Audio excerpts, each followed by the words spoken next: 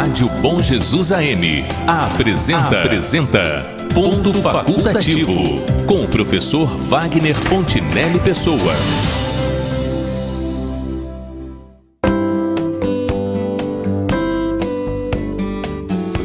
Bom dia, senhoras e senhores ouvintes da Rádio Bom Jesus e internautas que nos acompanham pelo nosso aplicativo para dispositivos móveis ou pelo site da emissora, que podem ser localizados pela busca em Rádio Bom Jesus RJ ou Rádio Bom Jesus 1170. No dia de hoje cuidaremos de um assunto que não estava previsto para esta terça-feira e que, por certo, não gostaríamos que nos tivesse surgido como tema para o ponto facultativo: o lamentável incêndio que destruiu o prédio do Museu Nacional, na Quinta da Boa Vista, e que poderá ter consumido em suas chamas algo próximo a 20 milhões de itens de inestimável valor histórico, arqueológico e antropológico.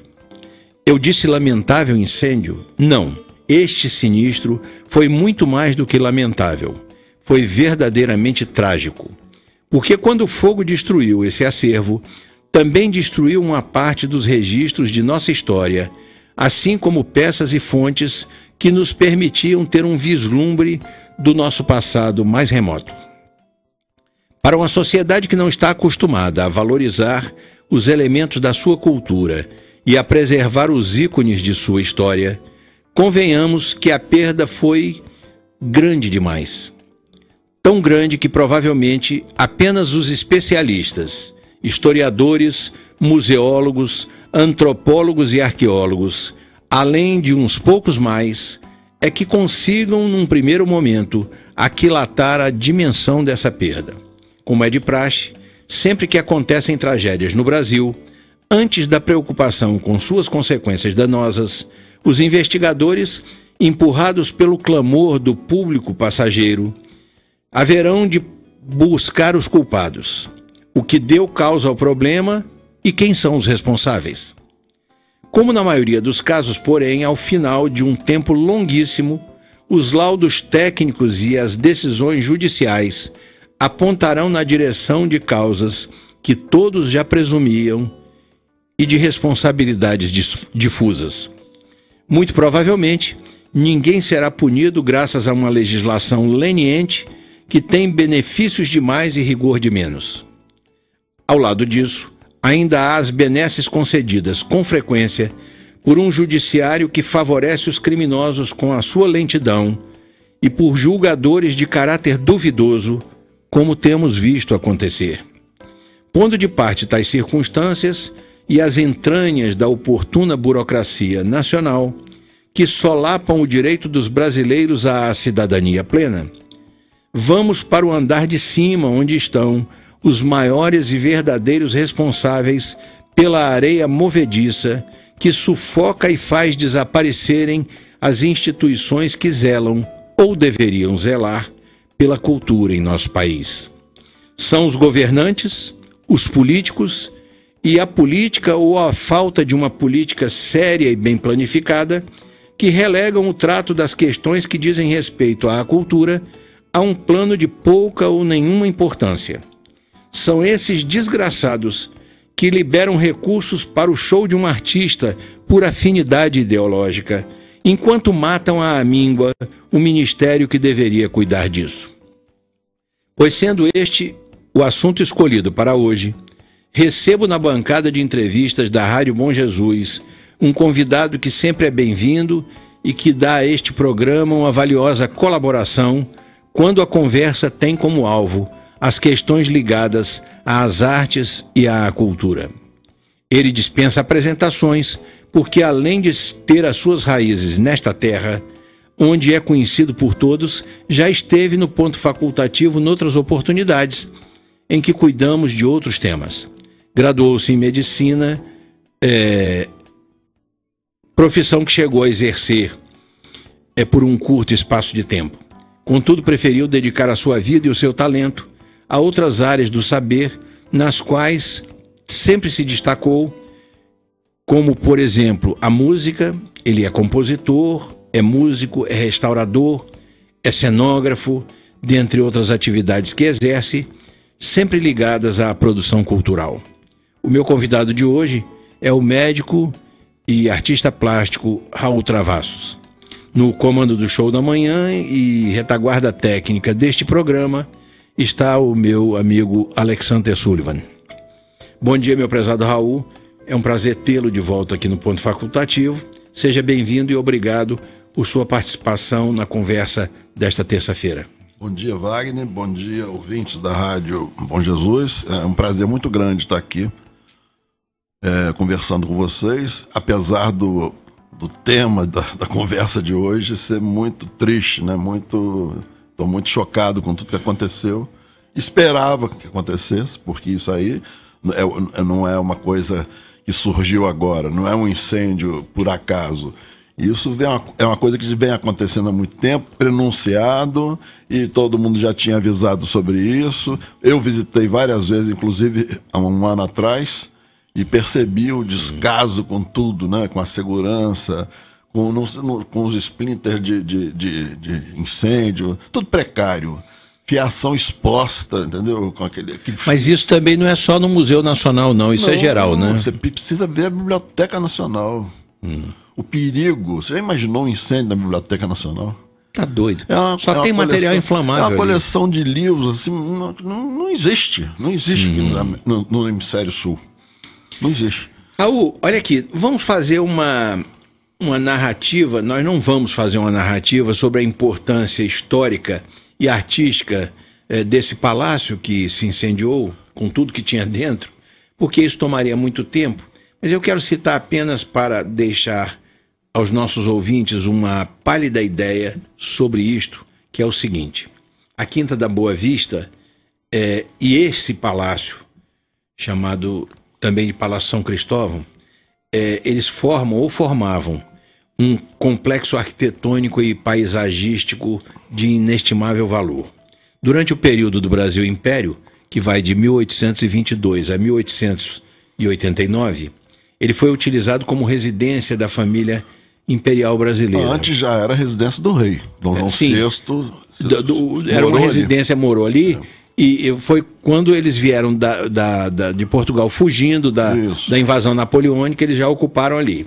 Na Quinta também se localizava, na mesma área, no mesmo complexo, o Palácio Leopoldina. Que foi demolido para fazer um jardim zoológico. Que foi demolido em 1930, Olha, nos anos loucura. 30, não exatamente 1930, para fazer um jardim zoológico. Não tinha outro espaço no Rio de Janeiro para fazer isso, não? Olha, tinha muito animal para botar no zoológico, mas espaço eu não sei. Os animais que derrubaram não foram lá para as jaulas, não. Pois exatamente.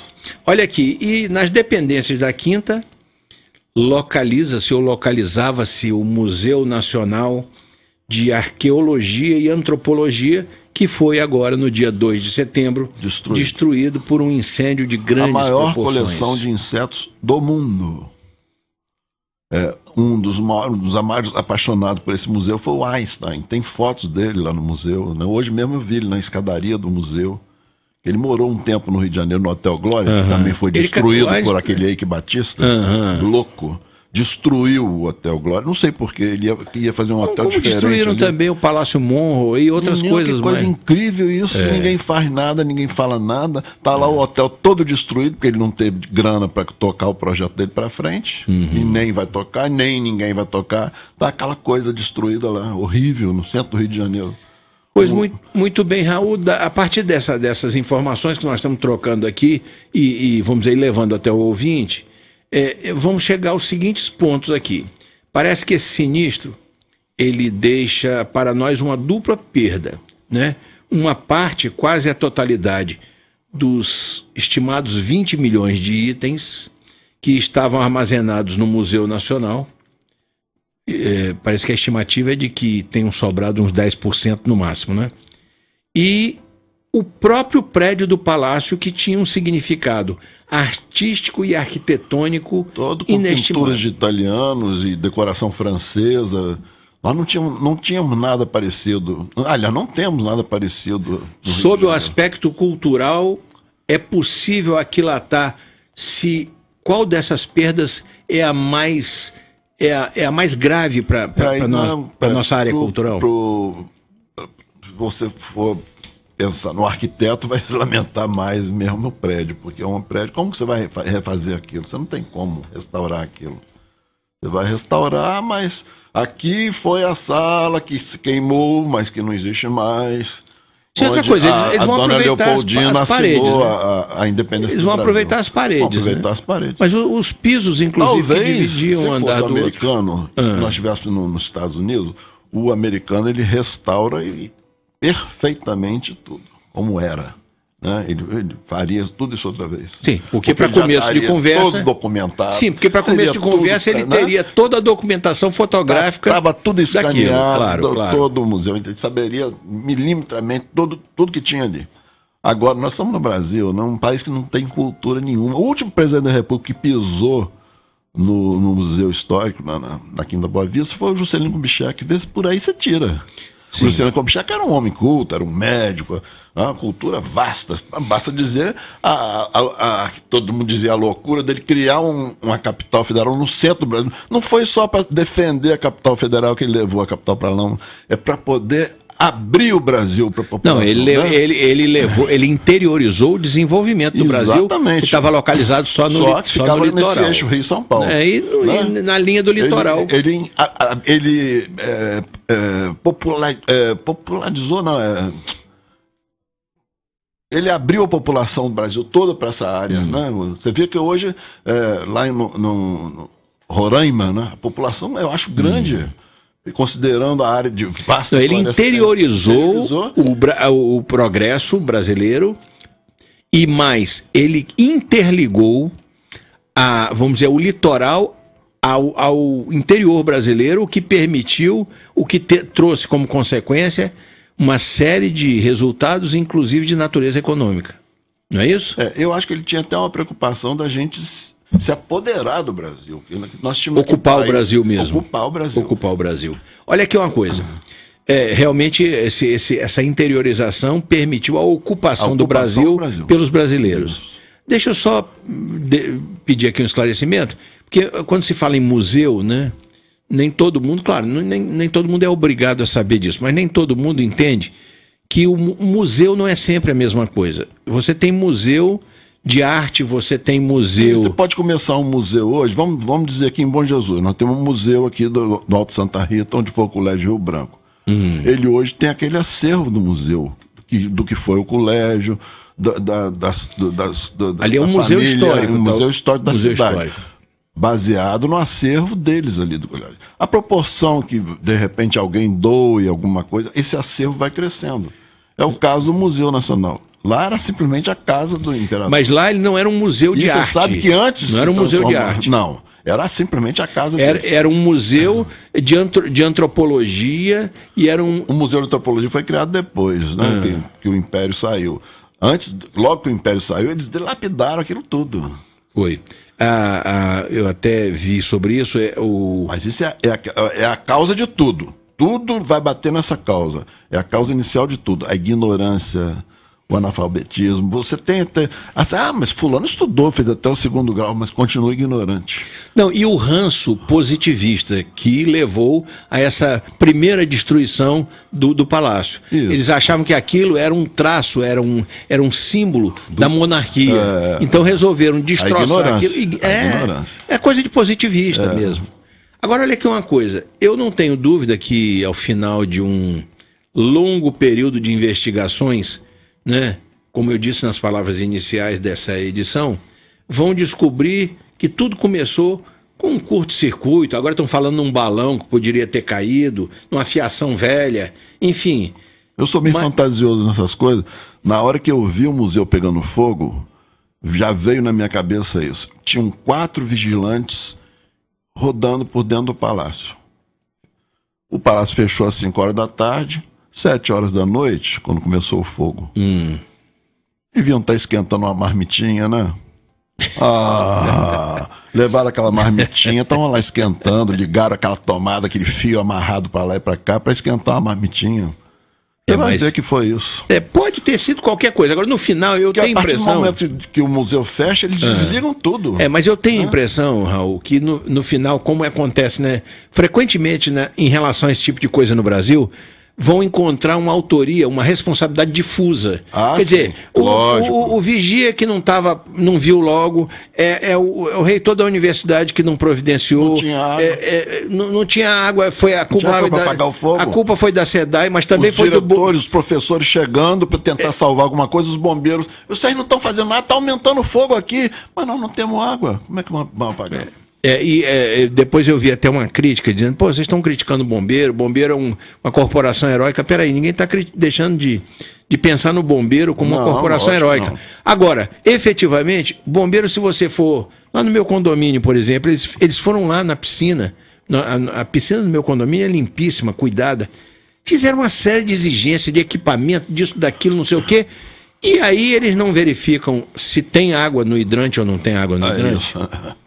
Porque os condomínios são cobrados pelo Corpo de Bombeiros e está certo. Não dá um habite de jeito nenhum se não tiver toda aquela exigência. Não dá um habite exigindo planta. Não tem no próprio Corpo de Bombeiro uma equipe só para verificar os hidrantes da cidade? Agora, não adianta você instalar um hidrante numa esquina ou num prédio, diante de um prédio, ou mais de um diante de um prédio histórico, e você não fazer uma verificação periódica daquilo. Porque aí a SEDAI, ela altera a pressão na distribuição da água, vamos dizer, de acordo com uma programação que ela tem para poder abastecer essa ou aquela área da cidade. Todos os museus que eu visitei no mundo, assim, nos Estados Unidos, na Europa, todos têm a sua equipe de corpo bombeiro. Como é que é isso? É igual a TV Globo. A TV Globo não precisa do corpo de bombeiro lá de fora. Ele tem a brigada de incêndio dele, que é treinada desde que chega ali, sabendo lidar com aquilo tudo, com todos os objetos, como pode mexer, como não pode mexer, onde eu posso jogar água, onde eu não posso jogar água. Então, não é um bombeiro que está lá em Nova Iguaçu que vem aqui apagar o fogo. É o bombeiro especializado naquilo ali. Ele assume a crise. E os museus todos da Europa, dos Estados Unidos, Nossa Senhora, Metrópole... Agora, eles não tinham a brigada de incêndio. Eles estavam treinando ainda um grupo para a brigada de incêndio. Outra coisa, apareceu um historiador, um tal de Milton Teixeira, logo na manhã da segunda-feira, isso foi no domingo à noite, na manhã da segunda-feira, ainda estavam lá no rescaldo, apareceu, as televisões aí, elas correm para cima e trazem especialistas, adoram isso. Aí, especular. Aí trouxeram um especialista, trouxeram mais de um, mas esse aí eu guardei o nome dele. Chama-se Milton Teixeira, que ele foi apresentado como historiador e especialista em gerência de risco, né? Provavelmente de museus, né, eu acho. E ele me saiu com a seguinte pérola. Eu vou ler aqui porque as pessoas muitas vezes, falando como havia pouca preocupação entre os brasileiros de conservar essas coisas de valor histórico. Feito esse secretário, o ministro que falou ontem aí que... apareceram várias viúvas agora. Olha aqui, as pessoas muitas vezes, olha lá o que diz o historiador, não se preocupam com a conservação dos museus e prédios históricos, certamente, porque não se veem representados pela forma como eles foram organizados. O Museu Nacional, por exemplo, organizado por brancos, não representava a cultura de origem africana. Olha, vamos ser imbecil assim no inferno da pedra. Esse cara, provavelmente, pelo discurso dele, ele é de esquerda. Eu não tenho aqui nenhuma dúvida a respeito disso. Ele é de esquerda. Agora, o que tem a ver? Então é o seguinte, se valer esse pensamento dele, eu agora vou chegar ali num grupamento quilombola, que é um negócio que deve ser preservado por razões antropológicas, históricas e tal, eu vou tocar fogo ali no quilombola, porque eu também não me vejo representado ali. Olha que coisa idiota.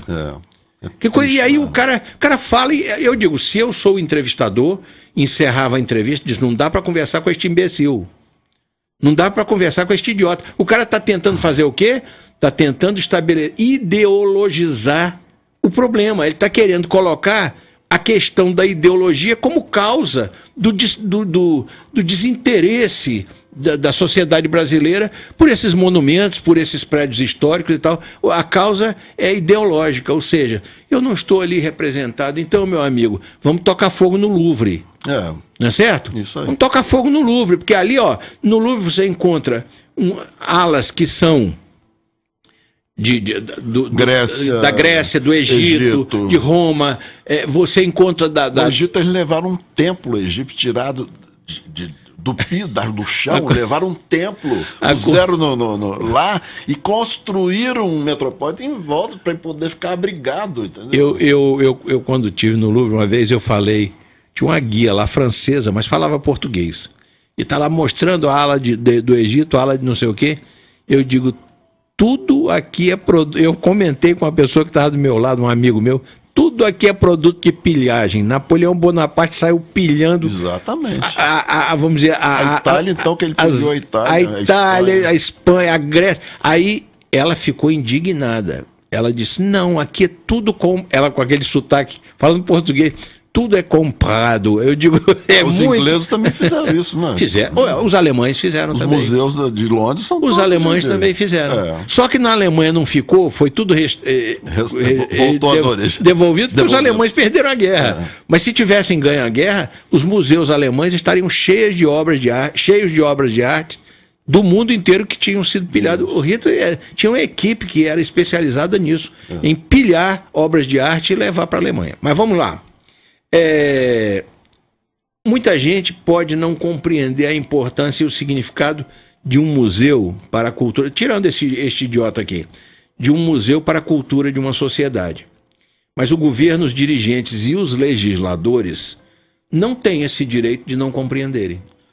Mas o povo... aí quando você pega um presidente que é um imbecil, feito esse Lula, como é que você faz? Um presidente imbecil. Qual a cultura do Lula? Qual é a cultura do Lula? Qual é a cultura daquela dona Dilma? Entendeu? Aí fica difícil. Agora você sabe... Você acha que ele vai dar algum valor ao ministro da cultura? Ele não dá valor nem a estudo. Mas pra que serve isso? Ele não dá valor a estudo. Exatamente. Ele vai dar valor à cultura? Então.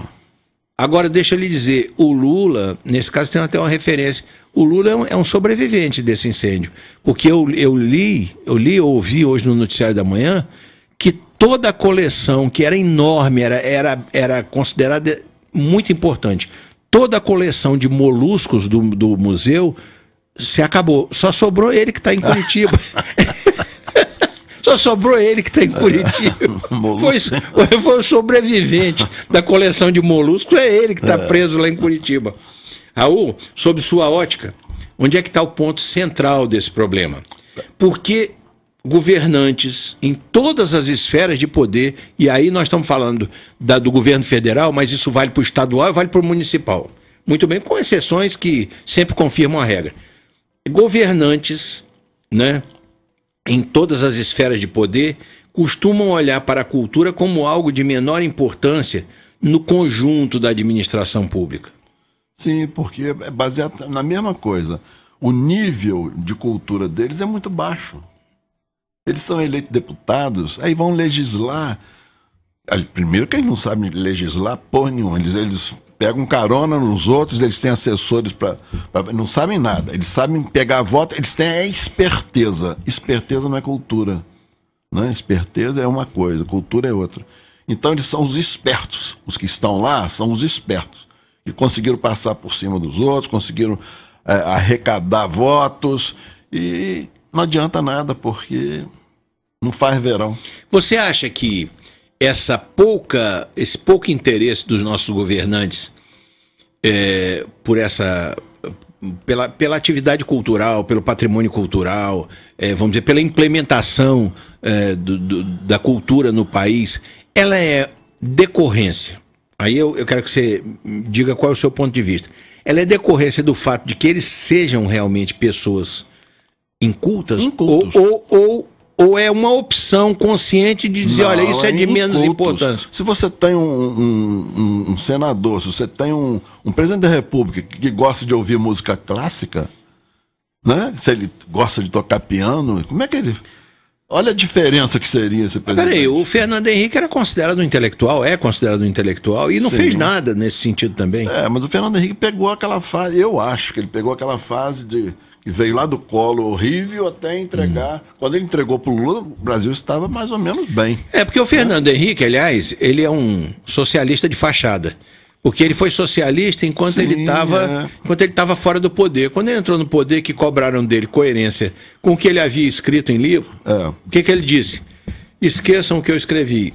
É feito o Chico Buarque de Holanda também, né? Esqueçam que eu escrevi. Buarque de Holanda é o quê? Agora, Raul, olha aqui... Nada que ele cantou e fez em verso e prosa, nada representa ele usar o dinheiro do Brasil como ele usou, né? Ele e a turma dele toda. Deixa eu só te falar aqui uma coisa. Nós estamos falando que não se destina recurso para a cultura, porque provavelmente os governantes não dão tem importância. Essa lei Rouanet. Agora vamos aqui, deixa eu só fazer uma menção aqui. O Museu Nacional, que acabou de se incendiar, ele precisava de recursos na ordem de R$600 mil, né, ao ano. Estava recebendo 200, coisa assim, né? 600, ele precisava, para sua manutenção. Né?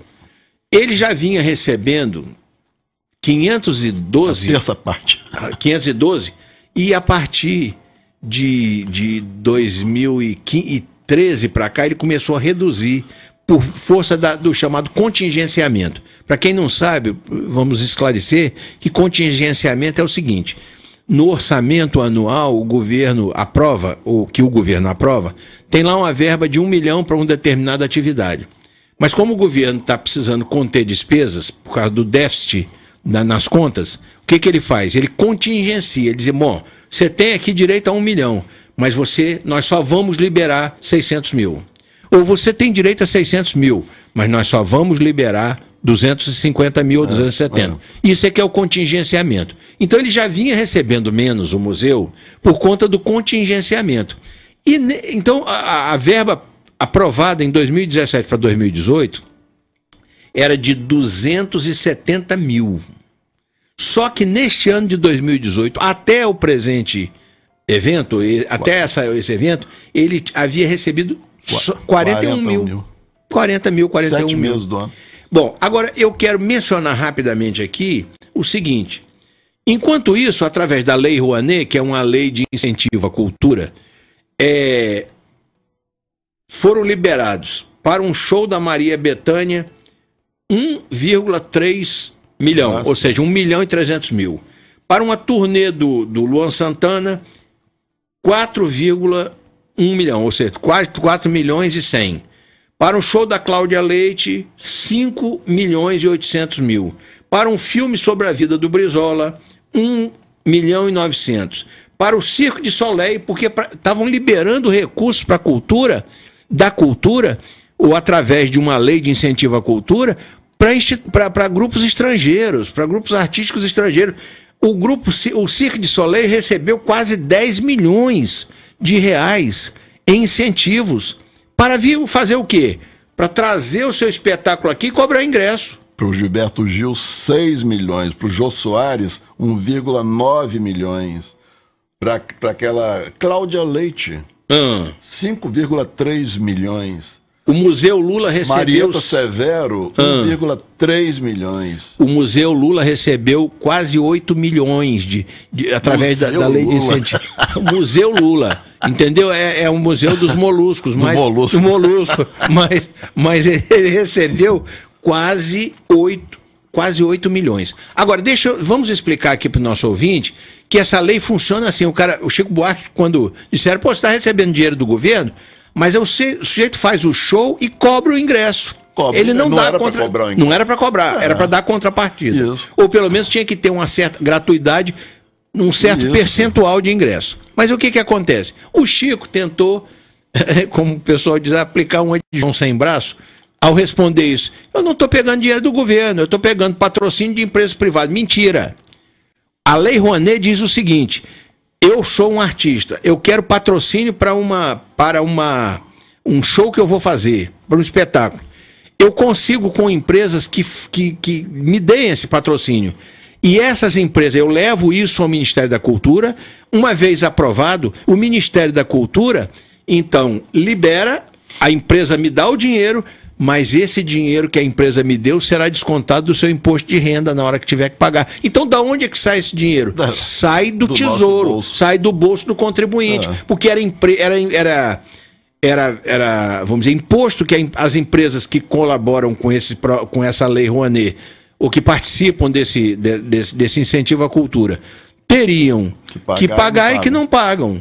Então não tem esse negócio de não é dinheiro do governo, é dinheiro do governo. E pior, é que o Ministério da Cultura, que está inchado de esquerdista, só liberava projetos para artistas ligados à esquerda. Exatamente. E ligados aos governos da esquerda. Exatamente. Tá certo? Olha aqui, vamos fazer um rápido intervalo. E voltamos já para continuar a nossa conversa. A Rádio Bom Jesus AM está apresentando Ponto Facultativo, com o professor Wagner Fontinelli Pessoa. Voltamos a apresentar Ponto Facultativo, com o professor Wagner Fontinelli Pessoa.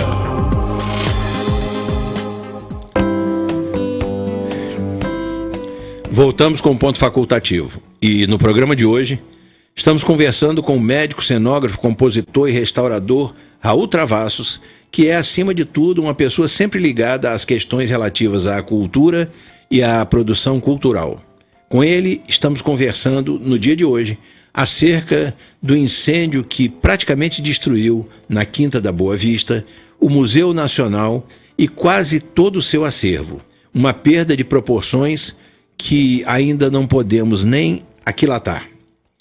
Raul, antes do intervalo, nós vimos falando a respeito dessa pouca, vamos dizer assim, dessa pouca afeição, digamos assim, que existe na sociedade brasileira pela preservação dos nossos valores culturais. Muito bem.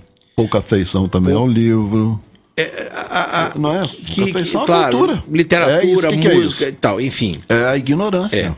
No Brasil, nós não temos a tradição de ter museus, teatros, bibliotecas e universidades financiadas pela iniciativa privada, como se vê nos Estados Unidos e na Europa. Mesmo assim, porque lá a procura também é muito grande, então, automaticamente... Era o que eu ia lhe perguntar. Por que é que essas instituições aqui, essas entidades aqui, não contribuem com as instituições de caráter cultural como contribuem no exterior? Senta num banco lá em frente à Metropolitan, no Central Park, em Nova York, e fica observando quem entra no museu.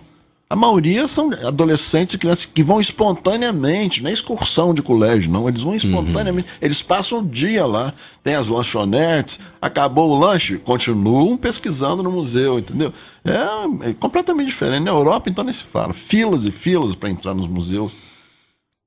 E de pessoas que moram ali. Tem até uma história interessante, eu só não tenho ao certo se é a Universidade de Michigan ou... Não, Stanford, Universidade de Stanford. É isso.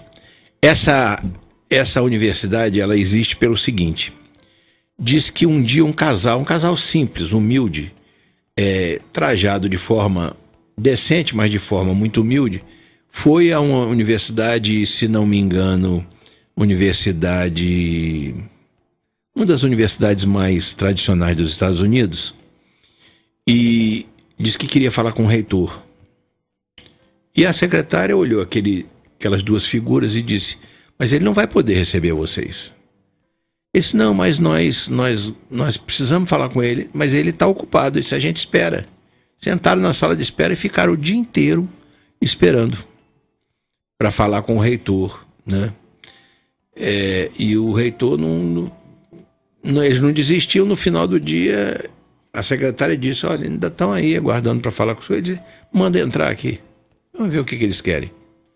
Aquela coisa mesmo assim, não sei o que eles... Se fosse no Brasil, o reitor teria saído por uma portinha secreta. Lateral, isso. Diz que aí eles entraram, né? E ele disse: olha, nosso filho estudou aqui na universidade, nessa universidade, mas ele morreu. E a gente queria prestar uma homenagem a ele aqui na universidade. Aí o reitor disse: olha, a gente não tem espaço aqui para esse tipo de coisa. Nós temos muitos alunos, célebres inclusive, que morreram e tal.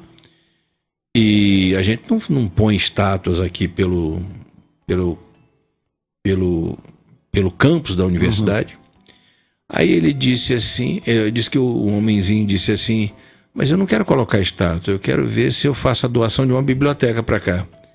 Aí disse que o reitor disse: o senhor não tem noção de quanto custa uma biblioteca dessa? O senhor tem ideia de quanto custa uma biblioteca dessa? Isso custa, aí disse lá em milhões de dólares, né, ou em milhares de dólares, quanto custaria para montar uma biblioteca. Aí disse que ele olhou para a mulher e disse assim: isso é uma história verdadeira.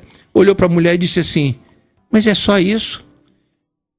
Então eu não vou doar a biblioteca, eu vou fazer uma biblioteca, é a biblioteca de Stanford. É essa. O cara voltou para a terra dele, que eu não me lembro qual é o estado, e construiu a Stanford, era o filho dele. Ele construiu uma universidade e botou o nome do filho dele. Mas o sujeito tinha sido tratado com menosprezo, e ele, pelo aspecto dele, parece que era um grande, vamos dizer assim, um grande produtor fazendeiro, produtor de amendoim, sei lá do que era. E ele foi lá para doar uma biblioteca, mas quando o cara disse: você não tem ideia de quanto custa uma biblioteca? A biblioteca deu lá mais ou menos não sei quanto. Ele disse: mas é só isso. Então não vou doar a biblioteca, não vou fazer uma universidade em homenagem a ele. E aí fez a universidade, estou tentando me lembrar qual é a universidade nos Estados Unidos, vamos dizer, onde se deu esse fato.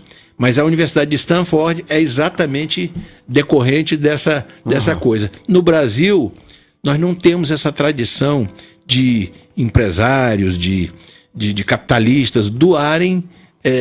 Não doar. Hoje, quando você tem empresário vamos dizer, em universidade ou coisa que o valha, ele montou aquilo ali como um negócio para ganhar dinheiro. Não existe filantropia naquilo. Não. Você pode pegar as universidades, notadamente as que têm nomes de famílias, como tem várias aqui no Brasil, né? Não precisamos mencionar. Os empresários estão macumunados com os políticos, né? Mas eles montam a universidade como negócio para ganhar dinheiro. Eles não montam, vamos dizer assim, em prol da educação. E assim também não vão montar museus, teatros, bibliotecas. Não é isso? É isso. Muito bem. Olha aqui. Já que aconteceu agora que já aconteceu, tem muita gente dizendo, Raul, que era uma tragédia anunciada. Uma tragédia anunciada. O tamanho da perda que esse incêndio nos causou, nós ainda vamos levar algum tempo para dimensionar. Estão falando, sobrou 10% do acervo, mas não dá para dimensionar em termos de valor cultural e de valor financeiro, o tamanho dessa perda. Muito bem. Agora, eu lhe pergunto o seguinte: você acha que nós estamos na iminência de ter outras tragédias anunciadas no Brasil? Não só com museus, com igrejas, com outras coisas maravilhosas que a gente possui, né? A Biblioteca Nacional mesmo, te falei. A Biblioteca Nacional está lá abandonada. Diz que um risco, mas um risco mesmo, é o Arquivo Público Nacional. O Arquivo Público, já foi até. Diz que o Arquivo Público é uma situação de risco permanente. O Arquivo Público. Permanente. Ali está toda a história do Brasil, está toda ali dentro. Olha aqui. Documentado, né? Você se lembra que no começo da gestão do Temer, ele chegou a pensar em extinguir o Ministério da Cultura.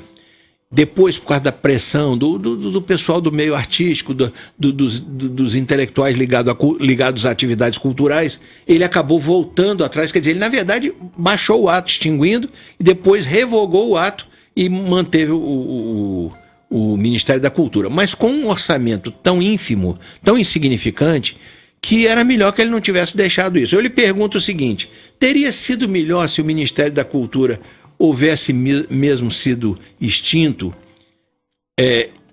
e a cultura, quer dizer, ficasse ligada à educação? Talvez. No seu modo de entender. De certa forma, o museu que pegou fogo estava ligado à universidade. Eu não conheço nenhum museu na Europa que seja ligado à universidade. Os museus são os museus. Agora, a universidade, o FRJ, que é incapaz de se gerir, vive em greve, vive com problemas, entendeu? Como é que vai gastar e providenciar coisas com o museu lá na Quinta Boa Vista? Não está nem aí para isso. Ainda mais considerando que os cabeças dessa universidade todas são minados, né? São filhos do molusco. Deixa eu lhe falar, você acha que... Quer dizer, aquela coisa de você atribuir a culpa à vítima, não. Mas você acha que a sociedade brasileira, pela forma como ela se comporta em relação a atividades de natureza, de cunho cultural, ela tem uma parcela de responsabilidade, porque ela não cobra dos seus governantes, quer dizer, um outro tratamento, que dispense um outro tratamento. Essa coisa da ignorância é generalizada. Então aquela andorinha sozinha não faz verão. É isso, né? A coisa que você falou comigo, me contou hoje da maçã. É a mesma coisa, é a massa toda. A massa toda brasileira. Não é que nem eu estou falando que vota no Lula ou que vota nesse ou naquele.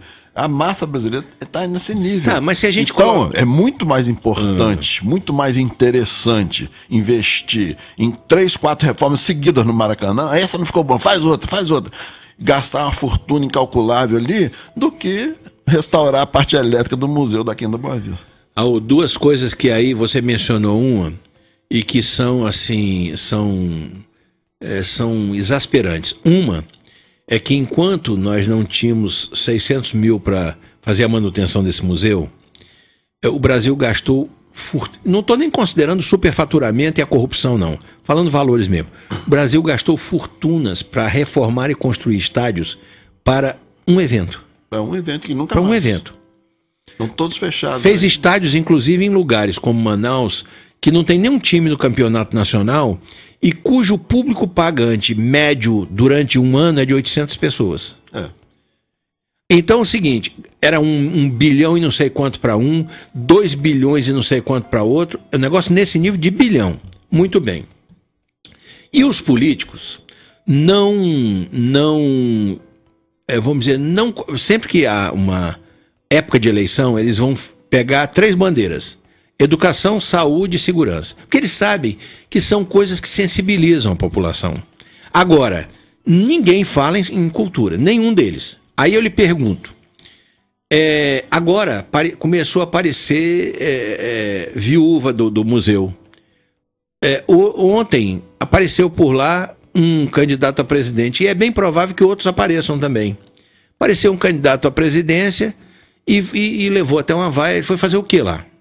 Amigo, é o seguinte, você deixa um monumento cair ou um monumento se incendiar, depois aparecem as viúvas do monumento, como é do museu lá, e aí reúne para dar um abraço simbólico no movimento. Um de mão dada com o outro, dando uma volta no movimento. Olha, isso não pode ser levado a sério. Esse tipo de homenagem não pode ser levado a sério. A minha mãe costumava dizer, se alguém quiser me homenageie enquanto eu estou viva. Depois que eu morrer, não vale nada. A mesma coisa se aplica a isso. Depois que o prédio está destruído, depois que aquela instituição foi ao chão, o que adianta você dar um abraço simbólico naquilo? Você polui o rio, joga esgoto. Quando o rio está apodrecido, você aí reúne, aparece um artista lá e diz, vamos fazer um abraço simbólico no Rio, sai dando volta na ponte. Lá em Campos inventaram isso no Rio Paraíba. O cara joga lixo no Rio Paraíba, vamos dar um abraço no Rio Paraíba. Foi de uma ponte passando pela beira-rio, atravessou na outra beira-rio do outro lado, deram um abraço simbólico no Rio Paraíba, e o Rio podre, entendeu? A mesma coisa, dar um abraço simbólico no monumento que foi desmontado. Amigo, só para lembrar uma coisa que a gente não pode deixar de lembrar, um certo grau de responsabilidade da Universidade Federal do Rio de Janeiro, cujo reitor é um filiado ao PSOL. Olha só da turma, só os sinistros que aconteceram dentro vamos dizer, da área de domínio da UFRJ. Em 2011, Palácio da Praia Vermelha da UFRJ. Em 2017,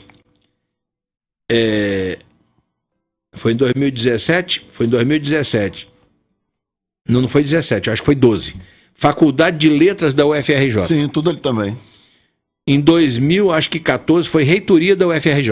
Na Praia Vermelha. Praia Vermelha. Depois, em 2017, 2017. E 2018, foi o Museu Nacional da UFRJ, que foi esse de domingo agora. Pois é. E ali na Praia Vermelha, aquilo ali é um patrimônio. Eu conheço todos os prédios. Uma coisa.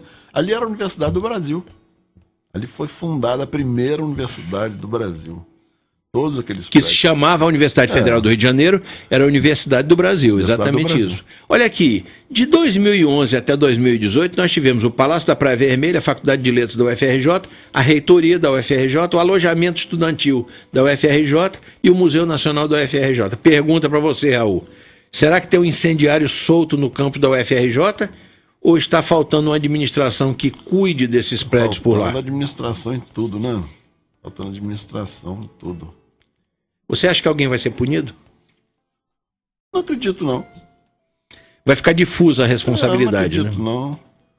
Não. Os ladrões não estão todos na cadeia. Fica difuso. No final é o seguinte, aí aparece, o cara pega 3 anos, aparece um juiz... Coisa que só prende ladrão de galinha, continua assim. É verdade. É um desalento. É um desalento. Mais uma vez, A gente tem que rezar muito, porque... É verdade. Senão a gente desanima.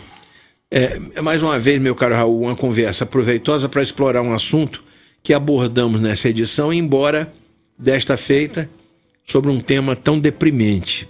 Deprimente, porém, necessário para um melhor esclarecimento à nossa audiência sobre esse deplorável assunto.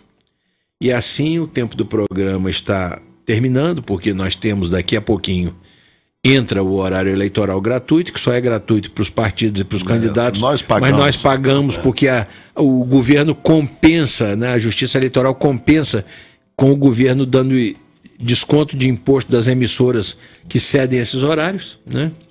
Então, nós vamos ter que encerrar o programa.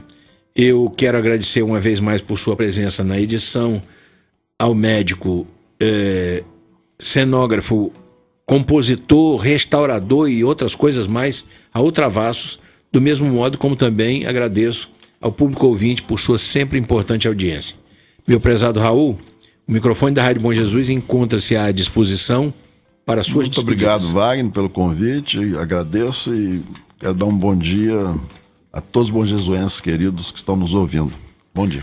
E preservem os seus prédios históricos daqui. Guardem as suas histórias, as histórias dos seus avós, senão o futuro não existe sem o passado. Raul, eu posso, em Campos eu sei que sim. Aqui em Bom Jesus já se perderam alguns prédios de valor histórico, né? Vários prédios. E não tem quem cuide disso também, não. Não tem quem cuida. A casa do Padre Melo, que é uma coisa magnífica que nós tínhamos na Avenida Padre Melo, você não vê mais. Você tem que entrar por entre becos para poder visualizar o predinho lá onde era a casinha. Infelizmente, essa mentalidade, eu vejo em Ouro Preto. Aí daqui a pouco, como você não vê mais o prédio, ele fica esquecido, vão lá e derrubam.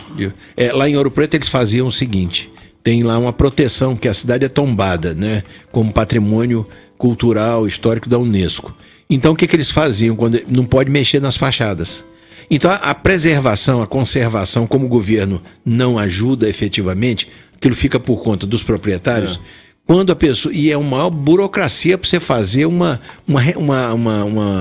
restauração, uma manutenção, qualquer coisa. Tem que fazer um projeto, apresentar ao Instituto do Patrimônio Histórico e tal. Aí o que as pessoas faziam? Vi muito isso acontecer em Ouro Preto. Subiu um tapume, a fachada está lá. Trocavam tudo lá por dentro, parede, não sei o que, mexiam na estrutura do prédio e tal, onde era aquela parede de, que eles chamam estuque, né? Estuque. Eles tiravam, metiam concreto ali, coluna e tal. Quando estava pronto, eles pintavam a fachada do prédio e arrancavam o tapume. O prédio tinha sido todo mudado por dentro. Ficou só a fachada. Ficou só a fachada. Então, realmente nós não temos uma mentalidade preservacionista, nós não temos uma mentalidade de conservar, de preservar os nossos monumentos, os nossos prédios históricos. Nós vamos ter o dia que nós tivermos cultura, nós acabarmos com a nossa ignorância. E começa isso lá no colégio. Os professores que dão aula têm que ter cultura, senão não adianta, não passa para os alunos. O pai e a mãe têm que ter cultura, senão não passa para os filhos. Sim, mas vamos deixar claro para o nosso ouvinte, ter cultura não é ser intelectual, não. Não é ser intelectual, é compreender o valor das coisas. Compreender o valor das coisas, dar valor ao seu Porque passado. Senão parece que a gente está falando de forma elitista aqui, não é isso. Não é compreender o valor das coisas. Disso. Tá bom. Olha, obrigado uma vez mais por sua vinda ao Ponto Facultativo, que é, como você sabe, sabem os ouvintes, um espaço semanal destinado a conversas com pessoas que, pelo seu conhecimento, pelo seu saber, sempre contribuem para trazer até o nosso público ouvinte informações importantes sobre assuntos diversos. Um abraço para os parceiros desta emissora e ficam os senhores ouvintes agora com o meu amigo Sullivan, que vai abrir a passagem para o horário eleitoral gratuito e o encerramento do show da manhã. Eu sou Wagner Fontinelli Pessoa e esta é a Rádio Bom Jesus.